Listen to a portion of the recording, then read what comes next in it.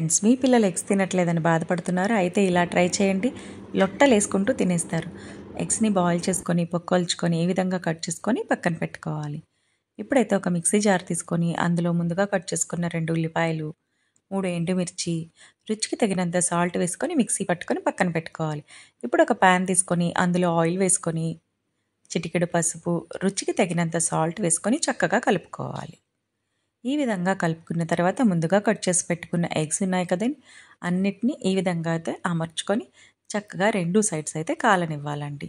చూడండి, చక్కగా golden brown colour అయితే వస్తున్నాయి కదండి. ఇవి 2 సైడ్స్ కాలితేనే టేస్టీగా ఉంటాయండి. ఈ విధంగా 2 సైడ్స్ కాలనిచ్చిన తర్వాత పక్కన పెట్టుకోవాలి.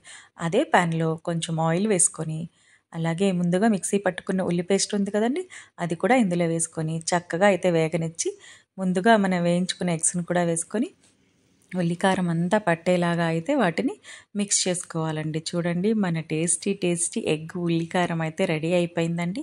ఇది చాలా టేస్టీగా ఉంటుంది. పిల్లలు పెద్దలు అందరికీ నచ్చుతుందండి. ఎగ్స్ తినని వాళ్ళు ఇలా ట్రై చేయండి.